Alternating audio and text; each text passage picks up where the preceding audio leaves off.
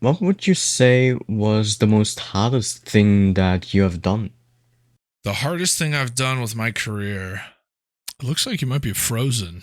Don't see anything coming out here. Whoa. That's right. I interviewed the amazing streamer NeatMcKinley, aka Russell, and I interviewed him to see what his motivation is to so many Dono-thons, the reason he started streaming, and how he almost quit streaming right before he got the audience he hoped for. Followed at the end with some questions from the previous person I interviewed. Then I would say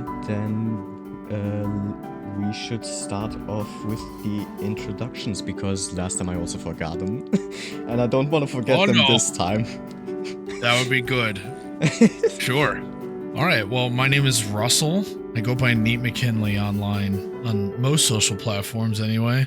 I'm probably most known for my live streams over on Twitch, but also a bunch of videos that I post on TikTok and Instagram and YouTube and pretty much all over the place. But I stream all sorts of stuff all the time, and it's a lot of fun, and I do it as a job.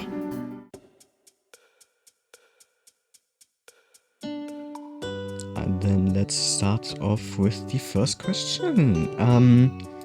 When did you start streaming? I started streaming on December 31st, 2018. That was the very first stream that I held, and it was very awkward and very weird, and my microphone was too quiet, and my camera looked terrible, and I looked like a mess, but I didn't really care. I just wanted to give it a try, and that's the day. That's the anniversary. The stream-anniversary, I like to call it. Did anyone inspire you to start making content or become a streamer? I had been watching live streams on Twitch since the year before, so in 2017. I was a big Overwatch player, big Overwatch fan, and I wanted everything to do with that game. And I had seen somebody plugging their Twitch stream in like the game chat, so I figured I would check them out. I had no idea what Twitch was, but it looked so cool, and it was really cool to talk with somebody who liked the same game I did. And then the next year, I went to BlizzCon in California, and I met a guy there that I've been friends with ever since, who told me that I would be really good as a streamer and that I should give it a try. So about a month later, I gave it a try, and those were really my two inspirations. Now, if you were to restart streaming and content creation from the start, so essentially 0 viewers, 0 subscribers and such, what would you do now that you didn't do but you wish you did when starting? That is something I think about all of the time, because there are so many things that I would do differently to get to where I am now. But the biggest one would be to learn how to edit videos much sooner, and establish a YouTube audience first, because I streamed so long on Twitch and my growth wasn't really that big, and I didn't have the real audience and success that I wanted until I learned how to edit videos well. And I see a lot of YouTubers get a lot of people watching their live stream because they already built an audience through their videos. And that's what I would do differently. I would be YouTuber first, then streamer. But the way I did it was streamer first, and now I'm becoming like a YouTuber, TikToker later. So that's what I would do. I would just swap those. So I saw that you did some streams on YouTube before you essentially stopped streaming on YouTube and went full with Twitch streaming. What was the reason for you to do that? So when I first got started, I heard about this service called Restream, which allows you to stream to multiple platforms at once. And I thought it would be best if I would stream to multiple platforms at once to expand my reach. And you see a lot of people doing that like nowadays. But back then I was already thinking about doing that. So I did that for a little bit, and I noticed that the viewer experience on YouTube was not very good. They didn't have like cool like animated emotes. They didn't have really an attractive like chat to be in, and things just kind of felt disconnected and limited over on YouTube. So that's when I decided to just go all in on Twitch. Every once in a while I still stream on YouTube, but it's mostly because I have subscribers over there there that have never seen my Twitch streams. So what I do is sometimes out of the year, I'll stream on YouTube and basically just do a live stream over there to get my YouTuber followers over to Twitch to tell them like, hey, like I'll stream today or for a couple days out of the year over on YouTube, but just to let you guys know, the real party is over on Twitch. So that's pretty much the reasoning for that. I don't think I would ever fully move to YouTube again. It's just because I don't know, it feels kind of stale and disconnected over there compared to Twitch. I feel more connected with my audience over on Twitch. Much prefer it.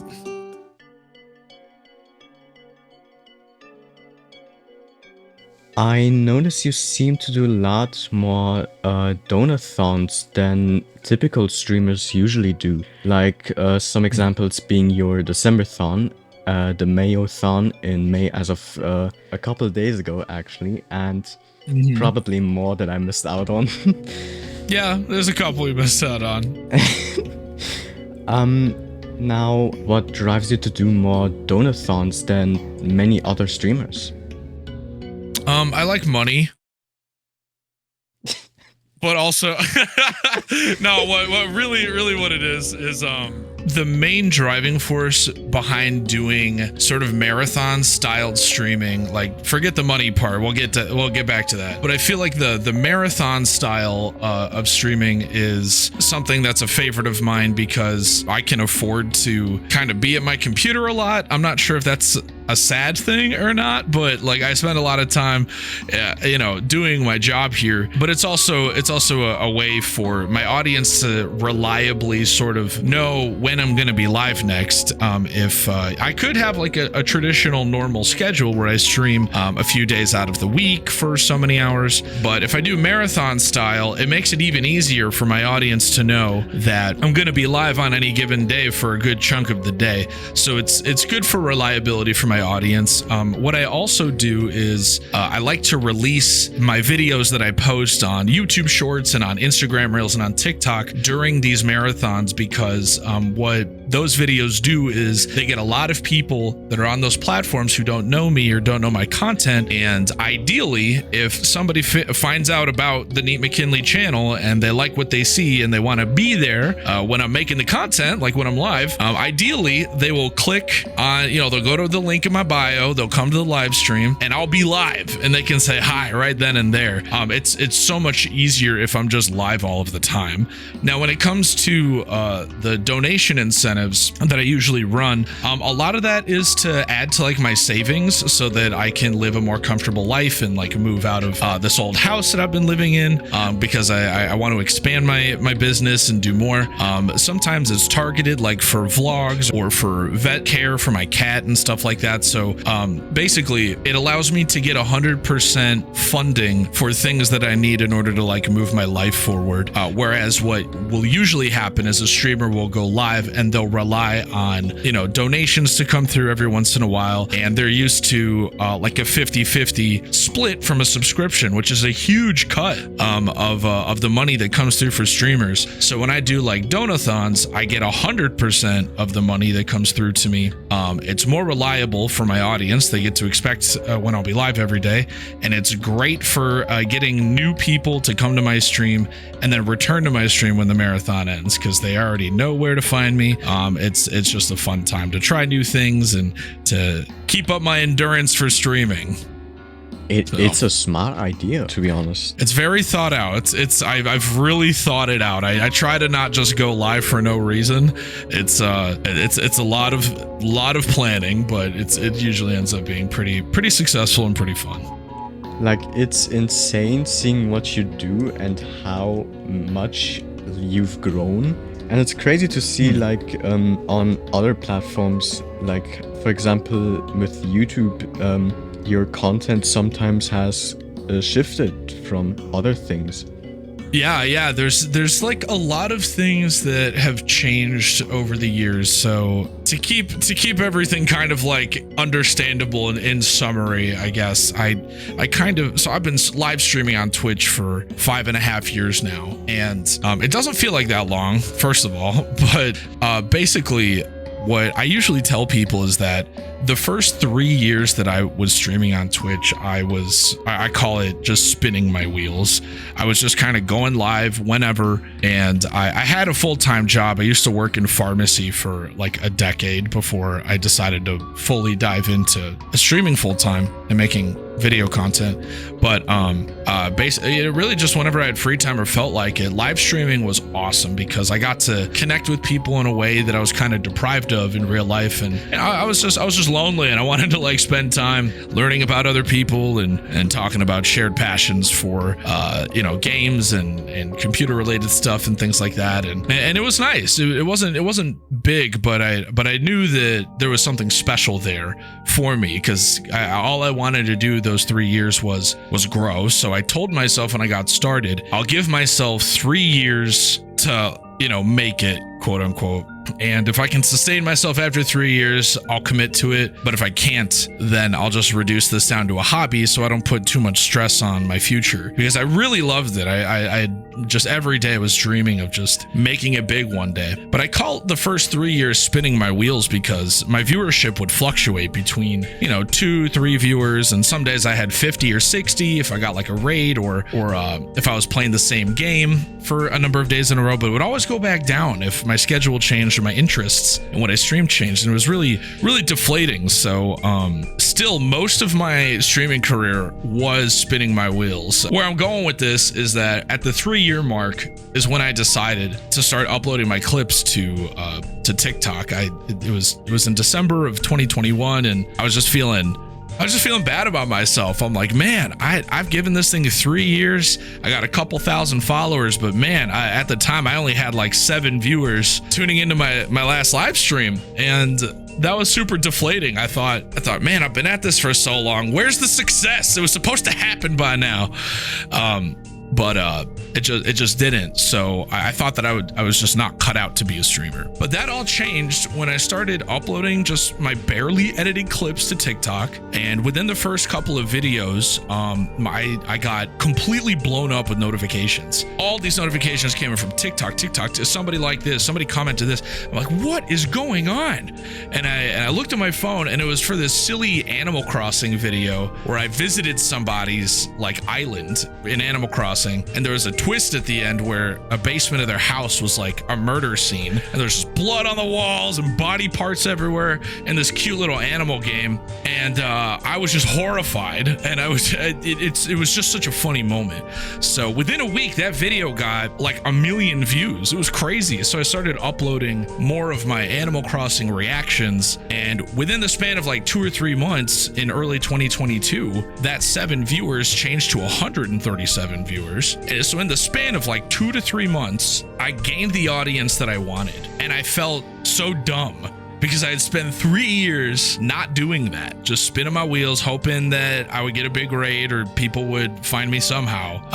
And that never happened, but I finally got the traction I wanted after doing this. So ever since then, I'd been addicted to learning how to make really good videos and getting my name out there. And I still do that. My main business is making videos where I've got all the materials and all the equipment and all the time that I need to make something good. But the things that have changed over the years are my ideas. I can like afford to experiment with that now because I have an audience who I know is going to watch it.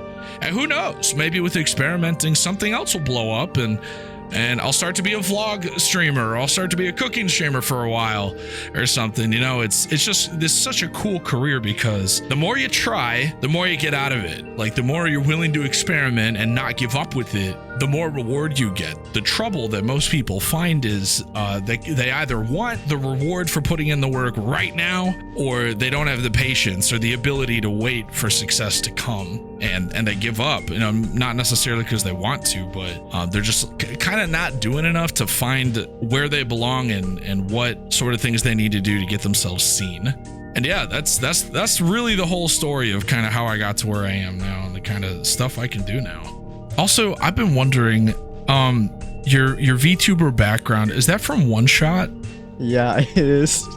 Oh my god, I knew I recognized it. I love that game. It's such an amazing game. I constantly speedrun it as well because I just love it. Oh, really? Much. Yeah, that's awesome. I am currently like second place in one category where Nice. I did have the world record actually. Oh, look at you. And the funny thing is, after a couple of weeks, did it get beaten? And it got beaten exactly by 1 frame. Oh no! That's all it takes. Oh my gosh. And the funny thing is, right after I was interviewed myself for someone else's channel, did I do a stream where I did a one-shot speedruns on that category again. And I literally tied my PB exactly by this frame. That's crazy. Yeah, I've been watching speedrunners. My favorite speedruns are usually like Zelda speedruns, which I know is like one of the most popular categories ever. But Zelda and like racing games. But the whole speedrunning scene is just wild. I watch like AGDQ every single year, and the hype is just so real. I think it's so funny that there's such a large community around breaking a game, basically just finding all the ways that you can just destroy a game and make it work how it was never supposed to. That stuff is like crack to me. That is so cool if you're a speedrunner. Especially for those speedrunners that essentially just find the like the glitches and then get the world record. It's great stuff. That's awesome. I had no idea. Which Dono-thon would you say was the most successful in your eyes? It depends on how you define successful, because basically what I do is I set up a fundraiser on a website called Throne, which I'm sure you've heard, but for those who haven't, it's a website where you can list gifts for your audience to buy for you to get shipped to you without your audience ever having to know your address. They have a cool feature called Cash Gift where you can fundraise really anything you want, and that's where the audience sends donations, and once it's met, you can just cash out right to your bank from Throne, and it's really nice. So as far as successful, I would say probably the marathon I did in March this past year. I called it the March-a-thon, and basically what that was a fund to provide me to go visit someone in England who I'm very close to and film a vlog with them, and all the milestones for the dollar amounts to raise for this trip were things that we would do to put in this vlog of me going over there. And I think that was probably the most successful because it was really meaningful to me that my audience, who's used to just being there when we do video games, was willing to fund a trip for me to go do something completely different and go to a different country entirely and film an experience over there that they'd be able to enjoy in video form. So that's what I would call most successful.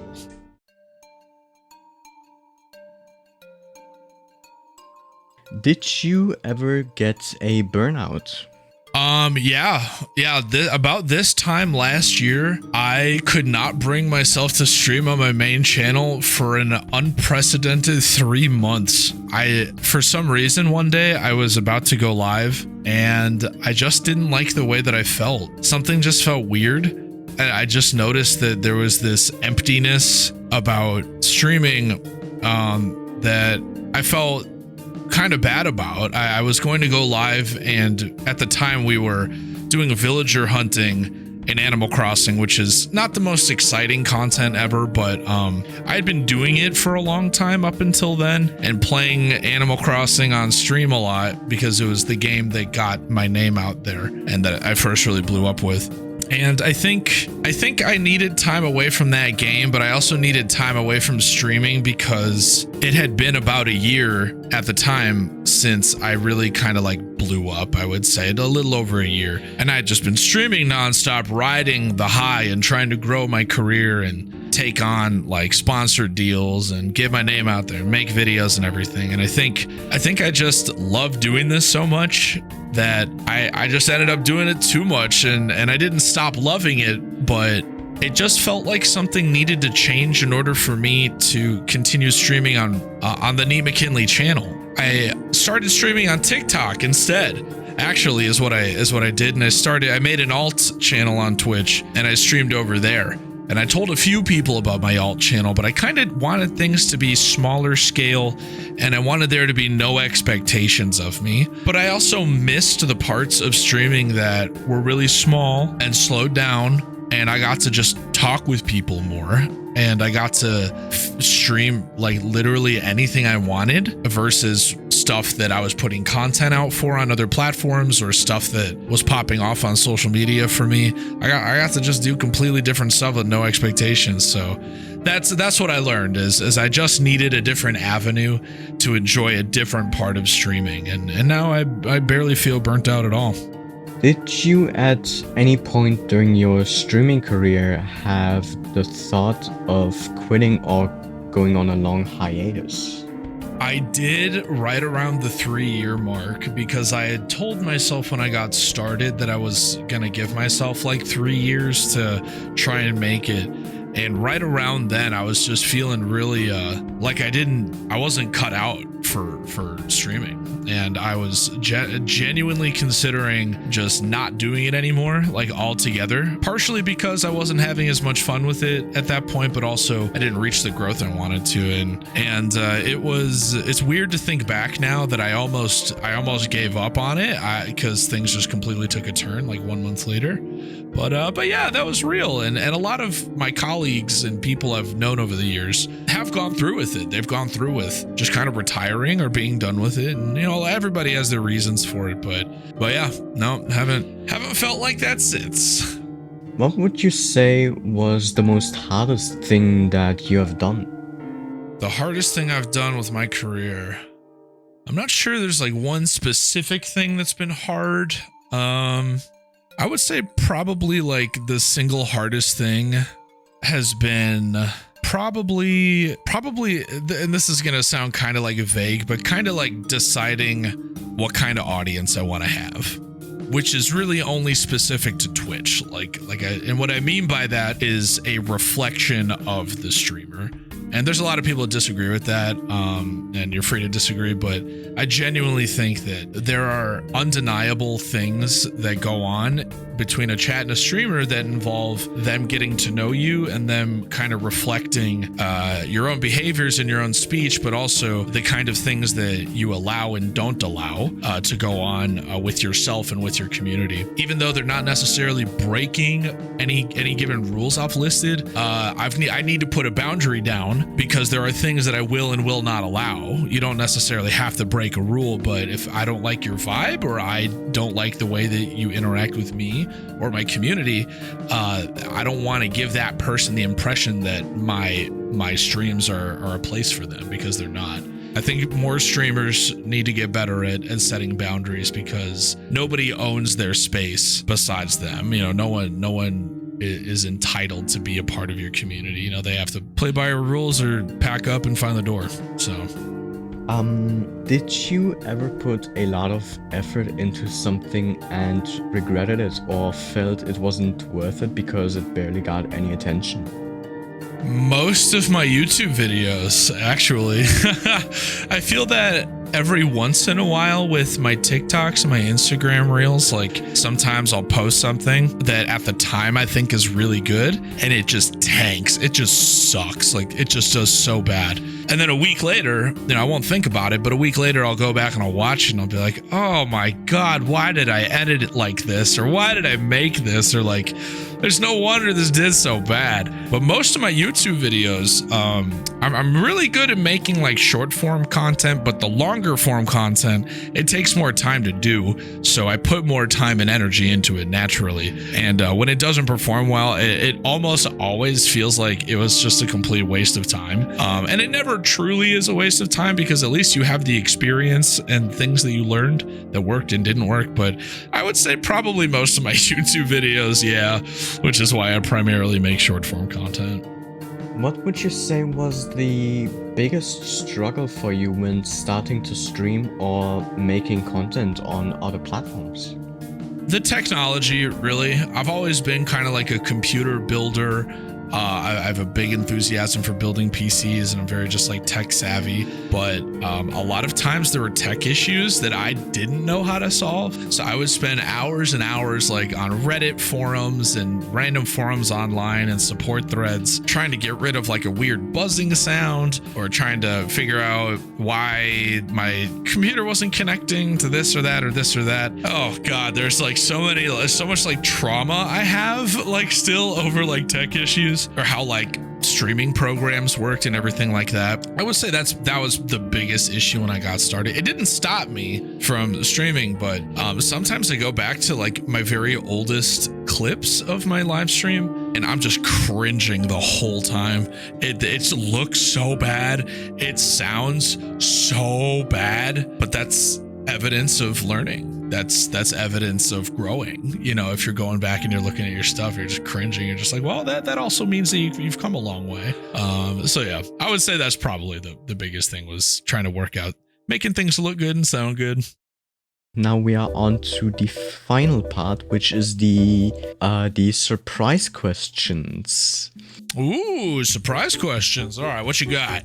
So yeah, the person I interviewed last time was Prez, and they have asked. Oh god damn it! Give me a second. The video file is too big. I need to I need to compress it. Give me a second. Future me will figure it out somehow. He's gonna. Okay. Good luck, future you. Yeah. You heard it here, future me, good luck. Okay, that's right. Oh god.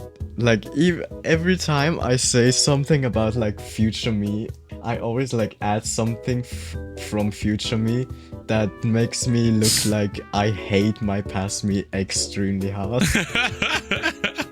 That's amazing. It looks like you might be frozen. Don't hear or see anything coming out here. Whoa. So during this recording, my PC overheated and shut down, making me lose almost the entire video in the process. Thankfully, I changed the recording type to MKV so the recording got saved, and therefore you all have this video earlier than it might have came out if I didn't. That's kind of a past me. Anyway, because of this I had to go and stop using my model during the interview to avoid my PC from overheating again. So Prez, the previous person I have interviewed, has asked you some questions, and the questions are these two. Alright, I'm gonna take a look. Alright, so now that you have answered the questions, it's time for you to ask the questions for the next person I'll be interviewing. Okay. As a content creator, one thing that is always interesting is, what is your favorite like game or hobby versus what was your favorite thing to stream? Those can be two different things. Like, my favorite game is Final Fantasy VII Crisis Core, but my favorite things that I've streamed are probably Devil May Cry and Yakuza. So those are like two very different things, you know?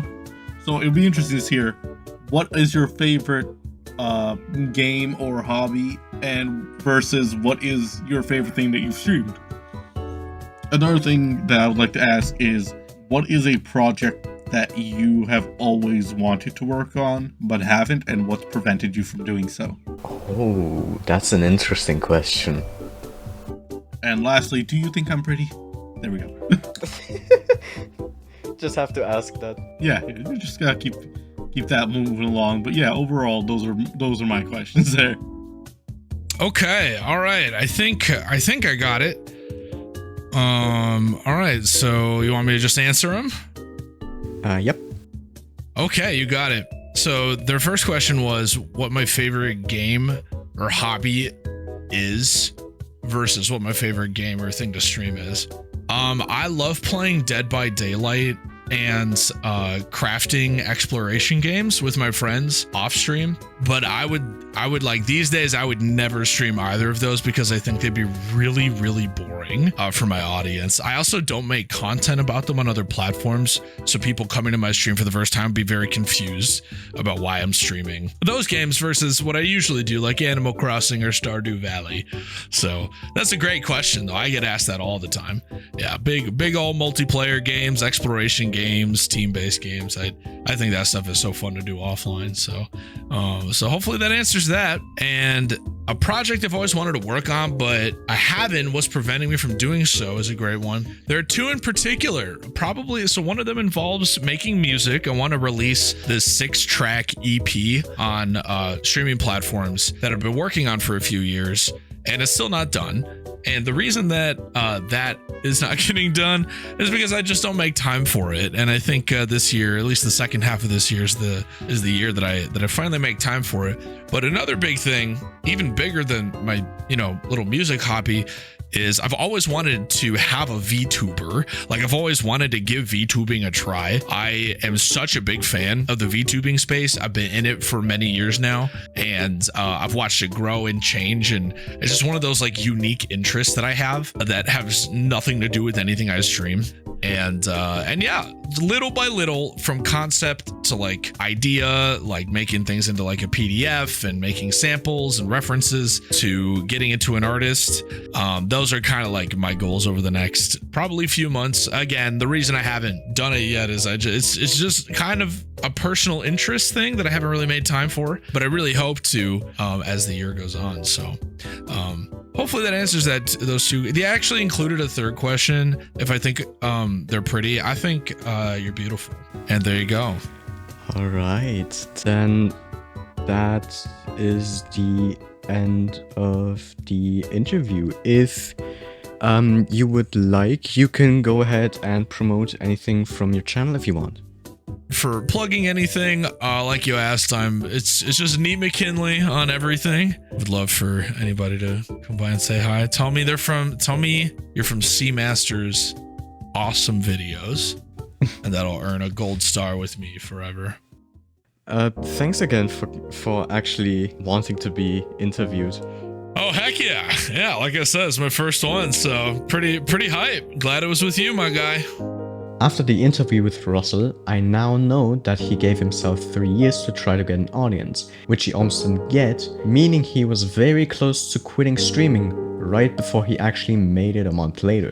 This just goes to show that if you put the effort into something and never stop believing in it, one day you will get rewarded for it. And if you want to know how Press of the Castle managed to host an entire award show for small streamers, garnering him hundreds of views every year, then this video will tell you how we did it.